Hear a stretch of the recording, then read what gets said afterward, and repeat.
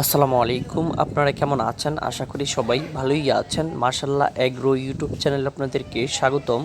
তো আজকের ভিডিওটি হচ্ছে দেখেন আমাদের যে 4টা বকনা বাছুর আছে, আপনারা জানেন 4টা গাভীর 4টা বকনা বাছুর।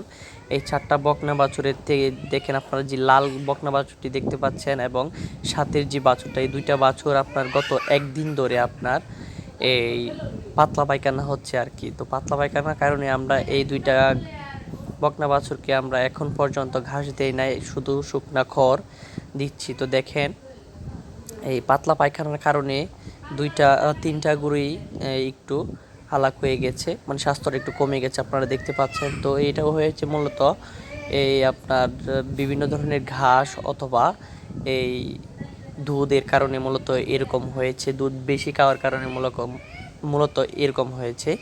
তো আমরা আপনারা এখন বলতে পারেন আমাদের এই দুইটা বকনা বাছুরকে এখন কি খাওয়াচ্ছে পাতলা পায়খানা ভালো হওয়ার জন্য। তো অনেকে কি করে আপনার পাতলা পায়খানার সময় এই ট্যাবলেট এনে খাওয়ায় দেয় এবং ট্যাবলেট খাওয়ানোর পরে দিয়ে এই বাছুরগুলোর পেট ফুলে যায়, ফুলে গিয়ে এক এক সময় পরে আপনার দেখা যায় এই গরুটি মারা যায়।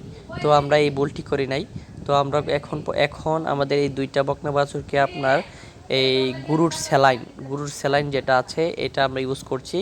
এই গরুর স্যালাইন পানির সাথে মিক্সিং করে আমরা এখন খাওয়াচ্ছি আমাদের এই দুইটা বকনা বাছুরকে। যদি স্যালাইন দিয়ে ভালো না হয় তারপরে আমরা ডাক্তারের সাথে পরামর্শ করে আমরা ট্যাবলেট এনে খাওয়াবো। তো এখন আমরা প্রাথমিক যে চিকিৎসাটা এটা হচ্ছে আমরা এখন গরুর স্যালাইন খাওয়াচ্ছি দুইটা বকনা বাছুরকে। তো আপনাদের মাঝে শেয়ার করার কারণ হচ্ছে আপনাদের বাছুর যদি এরকম এই পাতলা পায়খানা হয় তারা প্রথমে আপনারা স্যালাইন খাওয়াবেন। তো সবাইকে ধন্যবাদ।